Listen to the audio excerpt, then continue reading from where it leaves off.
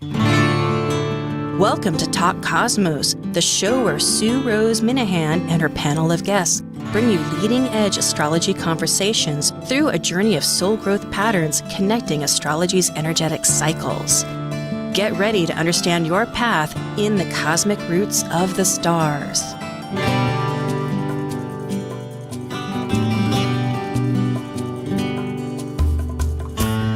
Hello, yes, everyone. This is Talk Cosmos, leading edge conversations, awakening your authentic self to empower soul growth. And today is August 14th. And we are delighted to have our panel, Kaleidoscope Visions, with a panel, an individual who will be joining us later to give her feedback as we work on the current transit of Jupiter retrograde. Jupiter began its retrograde on the 28th of July in Aries and will be making its way back to Pisces. So expansive Jupiter, it leaves that spark plug Aries point and to re-enter the cosmic womb, the imagination of Pisces. And we're also in a relationship with other you could say aspects such as Saturn, our structure that is in a tension related. What's the past? What's the future? How are we remaking? What are our choices? It's based on so many elements. I'm just giving a quick view, and we do appreciate your subscriptions and listening. And remember, for other shows, we have chat. For this one, it's going to be pretty much between us and the others. Although, okay, that's enough. We are ready now for Kaleidoscope Visions. Learning about current transits and exploring soul growth cosmic conscious energies applied to natal transit chart readings provided from the audience. This is your Kaleidoscope Visions panel. I'm Sue Rose Minahan, the founder of Talk Cosmos, an eclectic evolutionary astrologer, consultant, certified color energy life coach, vice president of the Washington State Astrological Association, member of Kepler Astrology Toastmaster Club, of a Dwarf Planet University diploma and AA with music degree. I love mythology, philosophizing, collaboration. I'm an artist, writer, a perpetual student of life. I'm Amanda Pierce, a soul-centered astrologer, astrological consultant, and empowerment-based meditation teacher. I have a BA in psychology. I'm a wellness enthusiast with a passion for healthy eating, and I enjoy creating new realities and shifting old paradigms. I'm Julie Anglin, an intuitive healer and meditation teacher, combining my lifelong study of astrology in one-to-one intuitive and astrology consultations. I'm a clairvoyant reader and healer. Have worked as a creative business owner in finance and in publishing. I also facilitate an online women's meetup group. And like the Sufi poet Rumi says, you are the entire ocean in a drop. Oh boy, hello Amanda, hello Julie. This is great. It's like we're reconnecting as always. And so Jupiter retrograde, what we might say just a brief thought about that, because they happen. And as we know, I'll start off saying it's apparent because from our view from Earth, which everything is with astrology, as it rotates around in its orbit, instead of going one direction, it suddenly appears to go the opposite direction, but it has a meaning for us. We're regrouping things. Yeah, and we're looking back on like the last 4 months. Jupiter initially went into Aries on May 10th. And so we're going to be retracing that. And Jupiter will even jump back into Pisces for a little bit before coming back into Aries. So it's a time to kind of review what we believe in and what it's a chance for us to kind of go back and go over some of the content that maybe we weren't able to synthesize 100%. So and because it's an Aries, we're looking at taking action and what's the vision and where's do we have the courage that we need to make the change, and do we have the agency that we want? So those types of themes. And you know, since it's a social planet, it has so much to do with how we are putting ourselves out in the world. So when it goes into retrograde, we might be thinking more internally about what to do with ourselves, what actions we have to make, and our own agency, as you just said, Amanda. But it really isn't about acting outwardly, it's acting inwardly, using your intuition and using this chance to reshuffle the deck internally for moving when it moves forward again. Code words I love: synthesize, courage, and internal social, orientation. I mean, socially, it's like me, the whole network. Very beautiful. I do love it. And yes, it went retrograde July 28th at 4:37. I guess we could show that the next chart, because here we are. On August 1st, just a few days later, this is all indicative because they're so potent. And I just wanted to touch base with folks, and they can go back for those that are on YouTube, because some of us are podcasts, which I always have to remind myself, because I talk as though everybody can see it, but we need to describe that possibility. So here, just a few days later on August 1st, not only is Jupiter there in the 7th house, as you can see, still which it is now at 8 degrees Aries. It takes a while to make that shift. But also, if up in the 8th house, you see what a conjunction, the north node of our destiny with courageous Mars that we're talking about, and surprise, out of the box, authentic regulator, you might say, Uranus, all at 18 degrees Taurus. So, well, and Mars is the ruler of Jupiter in this case, because Jupiter's in Aries. So, and Aries is the sign of Mars. So Mars is it's on a whole new track. It's getting really shaken up with this Uranian energy and connecting with the north node of destiny. So this is giving us a whole lot of information. It's allowing a whole lot of information to come forward for us for our Jupiter journey. So as Jupiter's going retrograde, we may have insights coming forward that are part of this Uranus-Mars North Node conjunction. I like how, Mars being the ruler of Aries, with Uranus, it's really such a strong soul call to authenticity.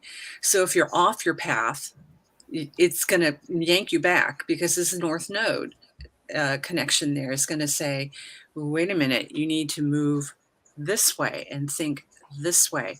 And in conjunction with the Jupiter retrograde, it's going to be, although flashes of intuition will be very much a part of it, Jupiter retrograde is going to really make you look inward to see if what really jives, let go of things that don't, and get with what's really your truth, that Uranian truth.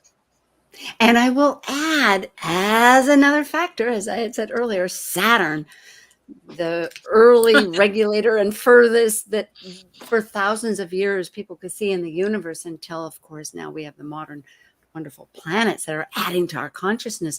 But Saturn there down in the 5th house is in that tension toggling, as we say, as I often think, between the past and the future of the nodes. Square, as we put 90 degrees for people to realize, because they're all fixed signs. Saturn is 22 degrees. It's a little bit wide, but it's retrograding, so it's returning. And it's essentially, it's still influencing past, present. How are we remaking things? Well, let's go to unless somebody has something to say, we can go to our next slide, which is today, the transits. And we won't spend long, but just to show people, this will be what we're using for the bi-wheels. And it still shows that Jupiter is at 8 degrees. It's down here. This is using the East Coast because it's for the nation, if you look at this. And it's at 8 degrees Aries. And and Uranus is still 18 degrees Taurus, which it will be when it retrogrades on the 24th. So unless somebody has something to say, we can go right to our first and only person that we're talking about with today. Shall we do that? Sure. Okay. Let's All do right. it. Okay. Here we have chart number 1 as we reference Taylor today, and she'll join with us in a bit. But we're looking, this is her chart, but really let's look at the bi-wheel, which is today. And I hope it's big enough. I'll have to learn how to do that more so. But it's using her, oh, thank you, Nathan. Her chart is on the inside, and then the transits are on the outside. Looks like there's a typo in that top phrase. It's Jupiter 8 Aries. Oh, rats. Oh, rats. Just thought I'd point it out. Yeah. Oh, boy, and I can't change it now, but I will change it maybe at the break or something and redo that. Oh, rats. Okay, very good. It was sort of, yes. So Jupiter is definitely in Aries, and Jupiter, as we speak, is in the first house in this chart. And what I found immediately were two things. One is that expansive internal work, as we're talking about the courageous of where to go forward, is in tension with her Neptune, which is the and in Capricorn, kind of the pragmatic mystic, you could say, that it's like looking at the wholeness, but putting structure to it. It's in the 10th house also. But there's really like a big vision issue going on. And Neptune's important and Jupiter's important because they both co-rule her ascendant at that very late degrees 29 Pisces. So it's really a dynamic force. And the other thing I was thinking is that Jupiter, as it starts to retrograde back through into across that ascendant, passing her moon, which is also right on the, well, actually, pardon me, I'm looking at the transits. That's right. But crossing the ascendant is going to trine that natal Mars, which is also in Sag, which it rules. So there'll be a lot of, I would think, a lot of visionary empowerment. Yeah, and natally, in Taylor's chart, we've got Jupiter in Aries, and it's conjunct Eris in Aries as well. And so Eris is an archetype of exclusion and being excluded. And so there may be a belief system here around, like, I'm going to do it my way. I'm going to go it alone because it just doesn't work out when I do it with other people, or there's been some issues with groups potentially. So this Mars, there may be some, with Jupiter connecting with it, and with Venus, transiting Venus is at 3 degrees Leo in this chart. So we're kind of creating a trine. So there may be some, a little more ease with relationships coming forward, and how to kind of work cohesively with others. It might also be an opportunity to tap into some natural healing information. That Eris with Jupiter can be very, especially in Aries, can really break you apart from others and make you be a firebrand, but also feel misunderstood, so that others will see your power, yet not know how to engage in it. So with your natural Pisces rising and that Neptune in the 10th house, you've got this very strong angular drive toward healing modalities and toward using your intuition to step through some of the limitations and maybe create bridges. And this time might allow those bridges to become a little more real with other people. Healing is really an important factor. I know that we did look at a solar arc for Taylor, and that wasn't to see if there was something, and we'll bring that up. But as far as right now, focusing on Jupiter, it is very valid that that you're both bringing up, because we have Jupiter transiting that first house, and Jupiter is natally, as Amanda pointed out, in the first house with Eris, and that's Eris, folks, the goddess of discord, but not really. She asked the most real questions. She wants the truthful questions. She wants the truth, and she's inclusivity. She wants everyone included and not to be rejected. And that can be an element, when you bring up uncomfortable questions, it can be some people aren't ready for it. But I think as a healer, as the medical, physician, heal thyself, there's always shadow material within us. And that's what a lot of strong transits want from us, because one can see too that there's a lot of release up there in the 8th house, just looking at this transit with Jupiter, because of we are all releasing on a collective basis our Scorpio, because it's in this so there's perhaps finding the courage to do the occult. It'll be interesting to find out what her direction actually is with that. I don't know if maybe we should jump right to that solar arc, because it does show up, I think, a couple of good things. It's right here. This solar arc, I think, oh, no, wrong one, darn it. We don't want to jump that fast, Sue. Yeah, I'm just trying to move okay. Thank you, Nathan. Because there's two elements here. One is, if you look at, and solar arcs, I know we're jumping into another territory, but it's the whole chart moves 1 degree a year. So things last in a sign for 30 years. And when they approach 30 degrees, they're almost out of it. It's a whole brand new reality. And Taylor's Chiron, which is the healer, that where we have a wound that we need to transmute just for our injuries into a purpose that relates to other people, suddenly it becomes a magnet of usefulness. One way to think about it. And it happens to be 29 degrees Cancer. So it's really a lot about her roots, her stories, her emotions, everything else. It's going to go into Leo. That's a very, there's a big difference between Cancer and Leo, that they really feed off each other, but it's demonstrated to it's using the sun. Let's look at it that way too, instead of the moon. So in other words, it's intention with how her nodes have also done solar arc. And interesting, they've progressed. They've just gone into Taurus and Scorpio. So in other words, she is in a healing. There's a lot of healing going on. Plus, I think what Julie brought up was that look at natal, her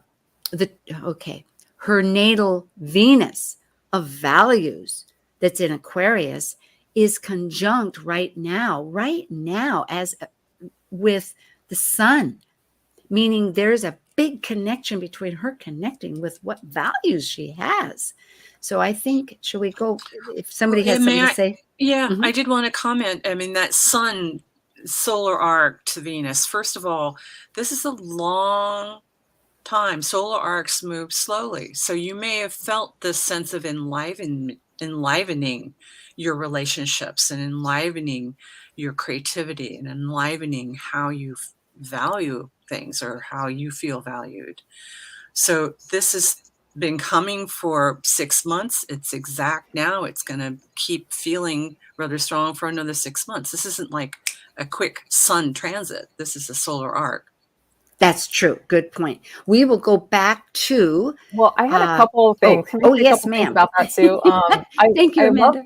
I love both of these solar arc positions. The Chiron in Cancer at that anaretic degree, like the biggest emotional, and Chiron's really working on those super sensitive emotional points that we have. And And the Uranus North Node Mars conjunction, you can see that it was opposing her moon Pluto in Scorpio. And so this moon Pluto, like very, very deep emotions and can really go deep into the emotions. And so this is kind of working with that, the Chiron, the Uranus Mars, it's really shaking that up so that it's loosening these pieces within you so that you can do some of that healing on the emotional level that Chiron really wants you to do before moving into that Chiron moving into Leo, where it's a whole new sign. It's just cleaning up as much of that emotional piece as possible. And one comment you're making me also realize that Uranus Mars conjunction really resonates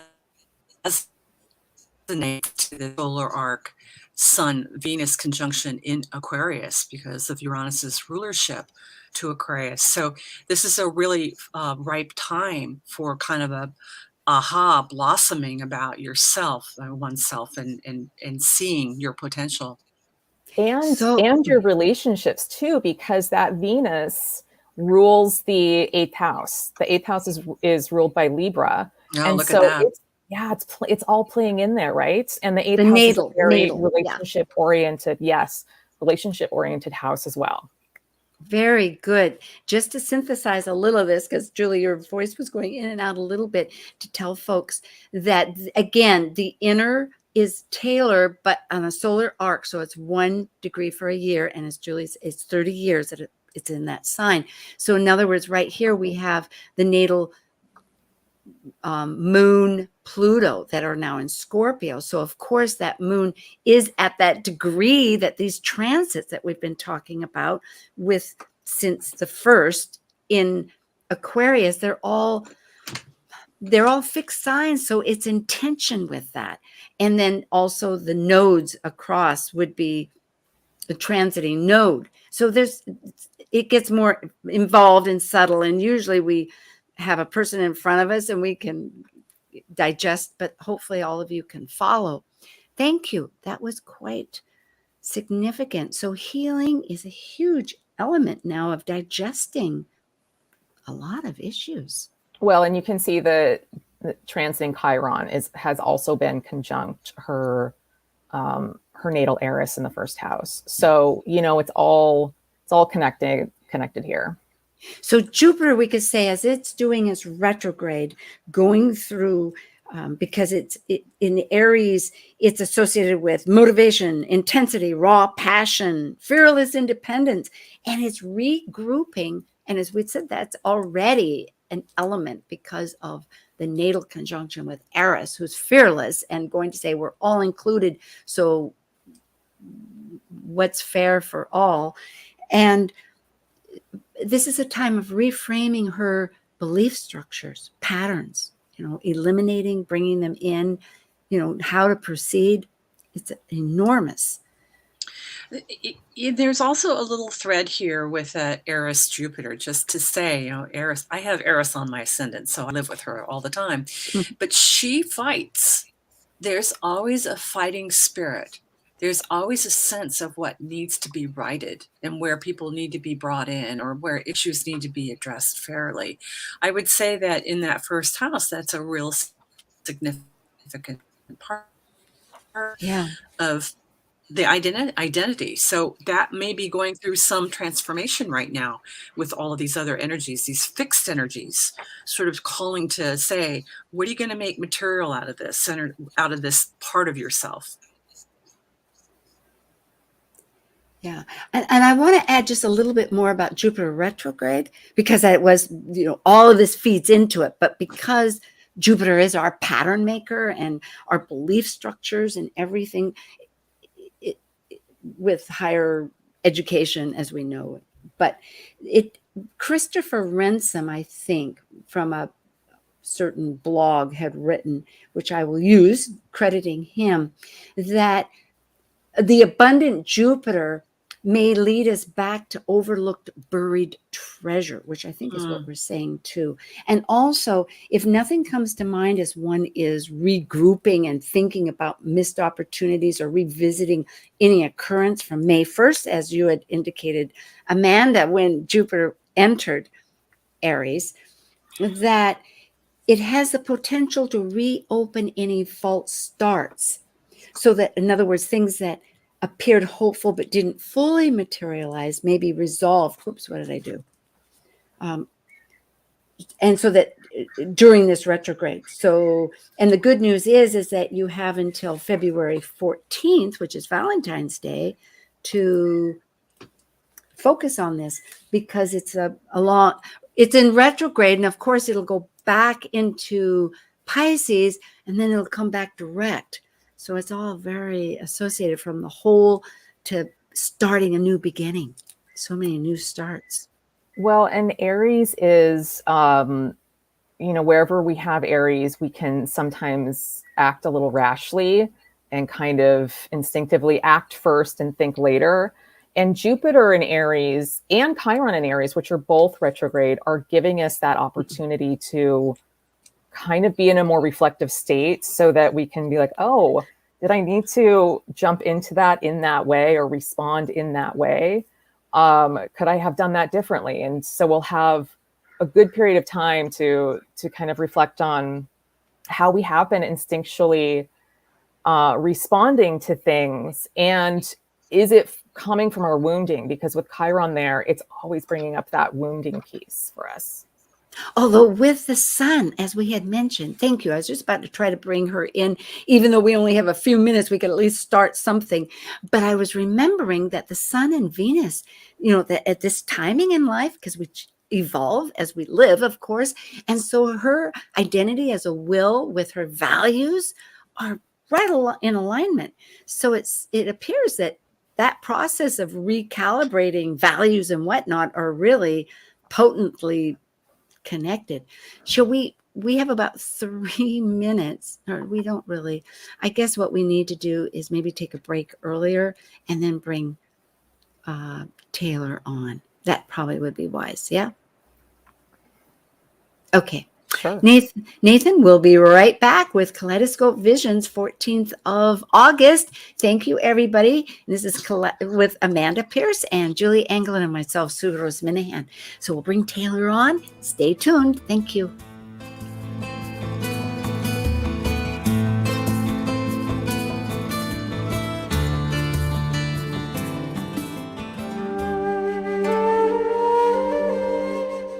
While we take a break from this week's edition of Talk Cosmos, let's take a look at this cycle's archetype. We are currently in the Yang period of Leo, ruled by the solar sun. Having departed from a cycle based on the internal process of emotional attachments requiring security and safety, the energy of Leo externally manifests our legacy through children and artistic creations. As a fixed Yang fire sign that desires to ignite actualization, Leo the lion takes the risk to generously exhibit love and welcome all to share their stage with joyous pleasure for living life. Most people go through the motions of living but are actually only existing. At some point, when the feeling of exhaustion or emptiness is loud enough, questions begin to arise. How do I begin to find my way back to myself? Who am I? How do I heal? These questions are crossroad points in a person's life. Come reset, relax, and rejuvenate to your best self on August 23rd and 24th. Start your journey of healing at this 2-day virtual event focused on working with fear. Immerse yourself in meditation, color therapy, astrology, and much more. Presented by Padma Life Coaching with Marie O'Neill. You will receive items to support your energetic journey. Our practitioners are waiting to work with you. To learn more and to register, go to virtualhealingretreat.eventbrite.com. Don't wait, register now. This is Martha Norwalk. Every Sunday morning, beginning at 9 a.m., thanks in part to the Ananda Institute of Living Yoga, we cover the world of animals. This week, August 21st, it's my next teaching show with Walter Stoffel, author of Lance, A Spirit Unbroken. I'll pick up right where I left off on July 31st so you can catch up in the archives, and I'll have lots of great specific stuff to help you change or control your dog's behavior. Martha Norwalk's Animal World, Sunday morning, 9 a.m. to noon, right here on Alternative Talk, AM 1150. Talk Cosmos brings you leading-edge astrological conversations with hour-long programs each week on KKNW. The show goes live every Sunday from 1 to 2 p.m. Pacific. Talk Cosmos weekly programs are also available to watch live on Facebook and YouTube, along with daily chats throughout the week on the Talk Cosmos YouTube channel. While you're there, make sure you click like and subscribe buttons so you can get the full Talk Cosmos experience. Or, if you'd rather listen to the show archives with audio only, the entire podcast collection since 2018 is available on most podcast carriers. So, grab your coffee, tea, or kombucha and enjoy the show. Talk radio with a purpose. Alternative Talk 1150. Well, hello. I think I corrected that slide. I hope it works. We'll find out. Let's see what happens. I was always thrilled. Let's find out. Here we are. Yay! In Aries. Okay, thank you. Wow, let's bring on Taylor. Yeah. Just impatiently waiting. Hello, Taylor. Hi there. Yeah, so great. Well, did you have any feedback that you'd like to provide? We'd love to hear it. Absolutely. First of all, I just want to say thank you. It was so beautiful and you all are so spot on. It's like you're reading my mind. So just some validation there. Everything you said, I was like, yep. And some of it's so funny, has just been coming up like today and last night and the last couple days. And, it's getting more intense. But going back to the beginning of what you were saying in terms of Jupiter retrograde being a reflection, I thought that word is so interesting because I've literally just been struggling to look at my reflection because of things that I started around May 1st. I started recording some videos and I did have a false start. I recorded all of these videos with other people, interviews, and then I moved a lot and didn't have time to do the editing that I wanted to. And then when I did, just like the emotional struggle of, is it good enough? And what are people going to think? And is it inclusive enough? So a lot of these things about being the bridge and bringing people in and making connections and rethinking relationships. And I have just started to, over the past few weeks, slowly, but more and more started editing those videos. So looking at my reflection and other people, and then finishing up that project that I started, and hopefully we'll be putting it out. I've been putting it out very, very slowly, but there's like a big thing that I'm looking to put out very shortly. So yes, a lot of big emotions have been coming up, to your point about Chiron at that anaretic degree of Cancer and the South Node Uranus Mars transit to my moon. There have been things that were very old and triggering, and I've just felt like, wow, it's really reminding me of things that were from a long time ago, and it's interesting that it's coming up again. I thought I was done with it, and it's like, hey, here's a last reminder, because I've also been called to hold space for people recently in a very healing way. There's been a lot about grief that's been coming up in many people I'm close to, and I've just been having a lot of thoughts about, do I need to get into soul retrieval or some sort of shamanic healing art, or do I need to do like take some classes to hold space for people in terms of grief, because there's so much grief and grieving around us right now. And I just want to make sure that people feel held and feel like I'm holding a healing space for them. Oh, my heart just fills. Thank you. Thank you all. Yeah. And you have such a lovely capacity for that too, with the moon and Pluto. I mean, you can really go to those depths that other people are in and be in that kind of an intimate place with them, which is the 8th house, the house of intimacy. And at the same time, all of that being ruled by, or the 8th house being ruled by your Venus in Aquarius, which knows how to detach and not take it on. So that's the key, is just not being able to hold that space and not take it on. So I like that for you. I also like how the Sun to Venus solar arc really is about putting your light on others. It really is such a spiritual thing that you're talking about, and it's right in line with that Scorpio moon, 8th house. It is. And as you express this whole, it seems that your motivation really involves not just others, but like a group. Like you said that you were able to hold space for others. It's like a new Aquarius, has a like-minded group, but it's a service call too, which Chiron very much would. Well, and transiting Saturn is in Aquarius, going through your 11th house, and so it's it's retrograde, and so there's some reflecting on how do I hold those correct boundaries for myself in a situation like this or other situations. So that's, I think that's and Saturn. Go ahead. Go ahead, Julie. I'm sorry. I sort of my no, brain no, was lead like on, flashing. lead on. Yeah. The Saturn square the moon is really, really going to bring up how do you master your emotional context, especially when you're working with others or a group that is suffering, or you see a great deal of transition occurring. And so that Aries Saturn is asking you to really put form and thought into how to handle the intensity of those emotional threads. It's a great juxtaposition of energies. And what I love, because I was going to mention, is that Saturn now transiting 21 degrees of Aquarius, as mentioned, which is right in stress zone with the moon. It's so well put between both of you. But as it completes its transit, it will conjunct the natal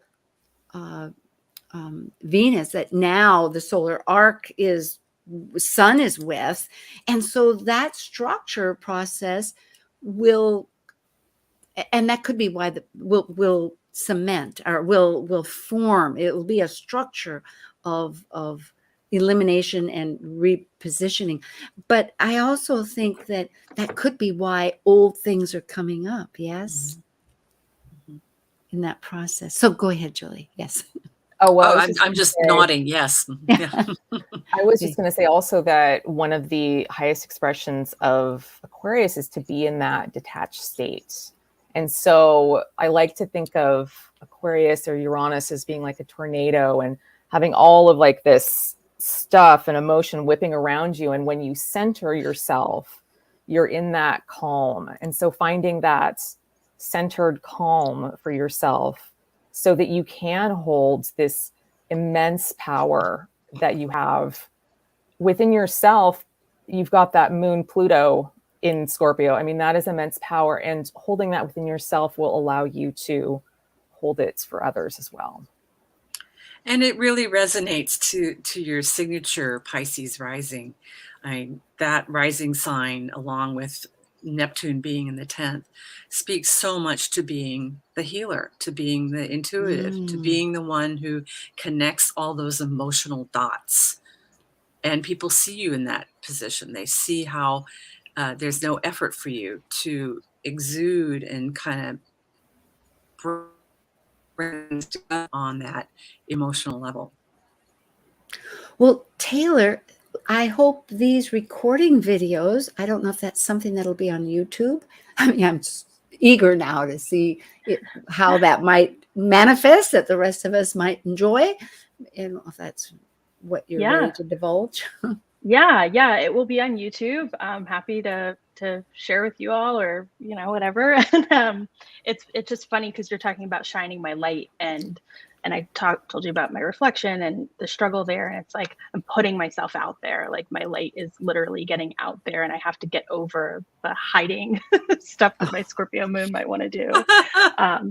But yeah, so just feeling, I can feel really, really deeply. And I'm starting to recognize that. I'm recognizing that what other people feel, I kind of feel it a couple layers more. And so you're right. It does help to be detached in relationship a little bit in order to hold that space. So I love how you put that. I just thought of something though. My grandmother was a professional photographer back in the 40s, actually, a long time ago in New York. And I've had other association with photography, but lighting used to be a real art. When I say used to be, now we just snapshot and everything, but portraiture used to have the full face or half shadow, half light. And on the other side was a triangle. It actually was an inverted triangle. And that was, if you look back at all those photographs in the 40s, the hot of whatever, I mean, that was over and over again. So it makes me realize, because yes, I think Scorpio, especially in the 8th house, with the whole combination there, it's part of the nature, and there's reason for nature, right? It's not that nature is wrong. Nature is right. And so there's a need to have some concealment.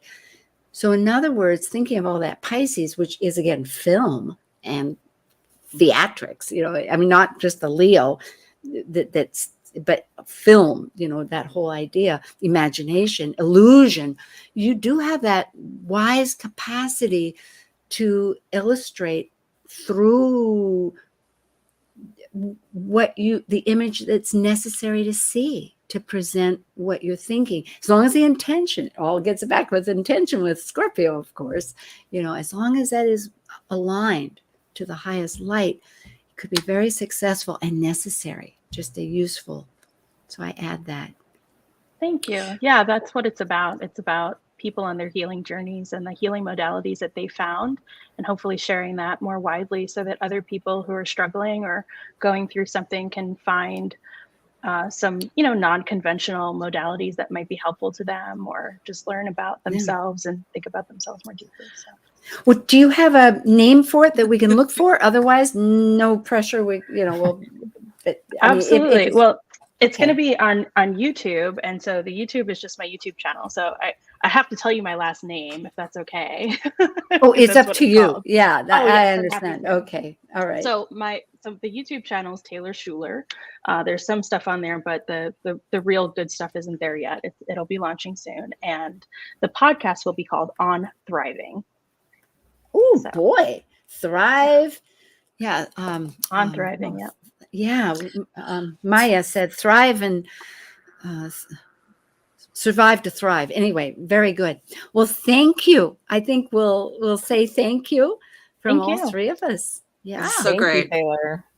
Yeah, really a treat. So really best wonderful. Of everything. We'll look forward. Okay. Well, my goodness, it's such a rewarding experience, isn't it, to realize to hear the insights. Yeah, go ahead if you have a comment. Meanwhile, let's go to Solomon Rush. We were going to do Olivia. Was that right? Mm-hmm. Okay, Olivia. So these aspects touch all of us. And Olivia Newton-John, as we know, was a great actress from Greece, sang Hopelessly Devoted to You, had death this last week on August 8th through her long cancer experience, which she had for many, many, many years. So looking at it from Jupiter's standpoint, and these will be brief or as long as we want. I mean, we can look at, this is a death chart that is on the outside. And death charts, Jupiter is usually where the soul wants to go to. From our standpoints, we could look at the causes, which are often Pluto, Mars, Chiron. So we do see that the sun was conjunct her natal Pluto. It was a finality of let's go to the underworld rather than stay in the outer world. And we could also look at Chiron, which I don't know if there's evident. But looking at Jupiter, it's interesting because Jupiter is conjunct her Eris and Juno. Juno's that little flower there in the first house. So she also was a very independent person with, as we know, as one learned, I mean, you learn so much when they die because they're on TV, that she really was quite a spokesperson. Well, just one thing to note, it's actually, her birth time is also- actually 6 a.m. What And happened so again? her birth time is actually 6 a.m., not 6 p.m. Oh, rats. Oh, rats. So, yeah, so the houses don't apply, but the majority of the signs do. So I just want to, because I was looking and I'm like, this doesn't seem familiar to me. Oh, I'm so sorry. Well, maybe we should jump to somebody else. I might be able to, as you two talk, I might be able to correct this. We have a couple of minutes. There is one thing that's exact, and well, it's close to exact. Saturn opposing Hygeia. And that would be inverted, right? So if it's AM to PM. Well, what about Jupiter? Do you have anything to say about Jupiter if Jupiter were in this? Because that's what we're looking at predominantly here. Otherwise, I think we should just go on to somebody else, and I apologize. Well, I think the most interesting thing to me is how the Uranus Mars North Node lines up with her chart. And I'm a little discombobulated because it's okay. You know what? I think, but it's interesting because it to me this looks like she had a choice point in her life as to is this when I'm going to leave this realm, and it looks like she got done what she needed to and kind of said, okay, I'm out of here. Yeah, well, that's Jupiter is actually squaring her natal moon, so that death chart, Jupiter to her natal moon at 9 Cancer. Okay. Well, I was trying to make a correction, but you know what? We don't have a lot of time with this. So let's go on, and I apologize. I will correct it and we'll upload it for the rest of the folks. Let's look at somebody else. Anne Hesh. Yeah, also had a passing, although hers was by an accident. And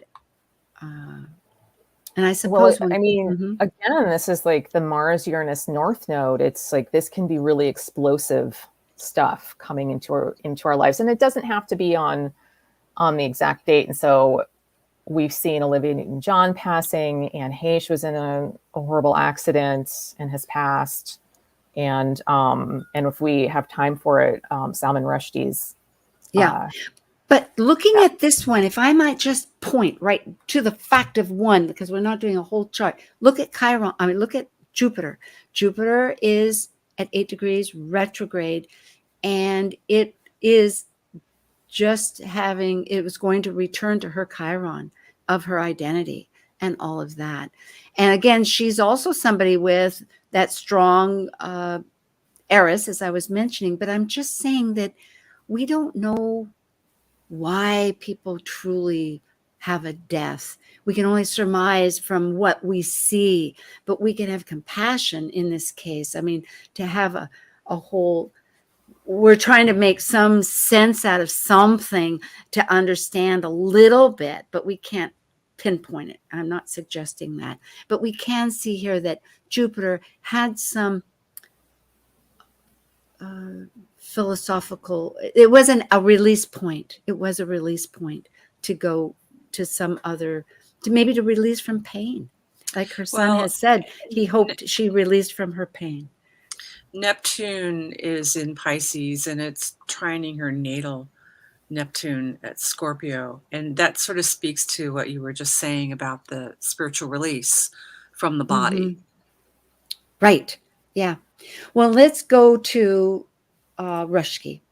Rushki here is alive, as Amanda reminded me and brought this to my attention, which I appreciate. He was stabbed. He has written satanic verses over and a host of other great books and has many awards. I don't know if he has a Nobel, but he that's not Nobel, but pardon me. Anyway, a great award. So he was born on June 19th, 1947 at 2:30 a.m. at Bombay, India. And he was stabbed on the 12th, which is only a few days ago, at 11 a.m. approximately, the report said, in New York. And I did get the timing right. Well, since Mars rules cutting and knives, that Jupiter-Mars conjunction is that the natal Mars is at the midpoint of that Jupiter-Uranus conjunction. You see that? It's a 21 on natal, and that's exactly the midpoint between 18 and 25 Taurus. So it's really interesting that he was knifed. Well, he's having a Mars return. I can say that. His natal is 21 and it was 25 Taurus. But so, the suddenness and the out of the blue context. You repeat that again. I'm following, and I need really say what house, what sign, where. The first house natal Mars is at 21. Okay. The transiting Uranus Mars conjunction has a midpoint, which is 21. So I see, because transiting, and to just help our audience too, transiting Mars is at 18 and transiting Uranus is at 18 and transiting Mars is at 25 Taurus in first house. So therefore the natal is 21 degrees, which is smack dab between 18 and 25 transiting. I've got it. Okay. Yeah, that's a really good point. And also he has natally has it's a fairly loose T-square between Mars and Jupiter and Pluto. So natal or transiting? Natally. Okay. So natally. So, I mean, Mars and Pluto together, this can often be a lot of violence, and Jupiter is just going to expand that. And so, the North Node Uranus Mars conjunction may have been I don't know if the trigger point is the right word. And then it just came to fruition when Julie, you pointed out that transiting Uranus and transiting Mars are at that midpoint of his Mars. It's also interesting because he's had a fatwa placed against him, which is essentially a call for his death from the supreme leader of Iran, Ayatollah Khomeini. And that happened in 1989. And if I looked up the chart for that, and it was triggering his Jupiter and his Mars again.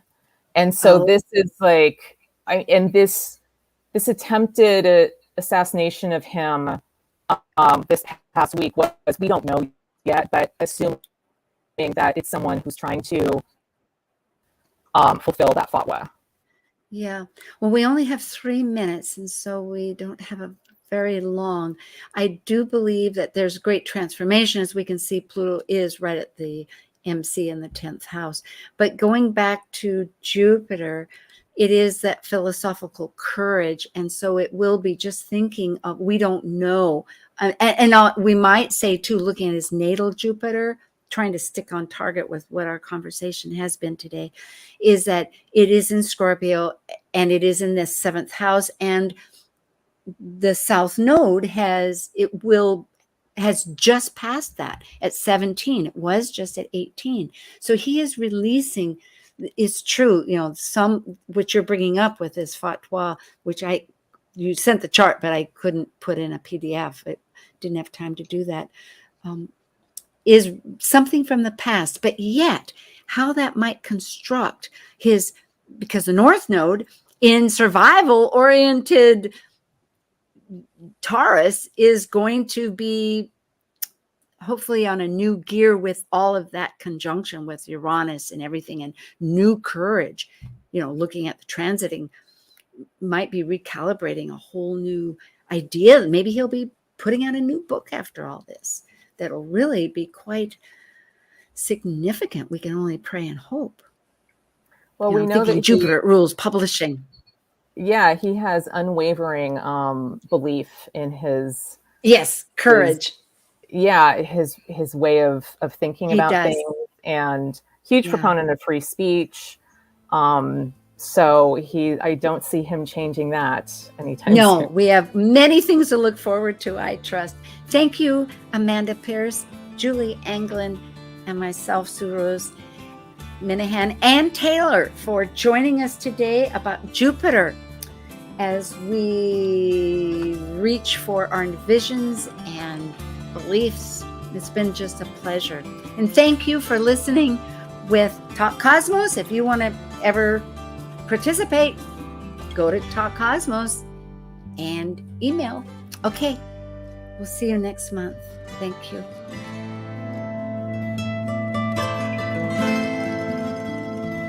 Thank you for joining us on Talk Cosmos, the show where Sue Rose Minahan and her panel of guests connect soul growth patterns with the energetic cycles of astrology. Be sure to tune in next Sunday at 1 p.m. Pacific Time to continue your journey through the roots of the cosmic pathway.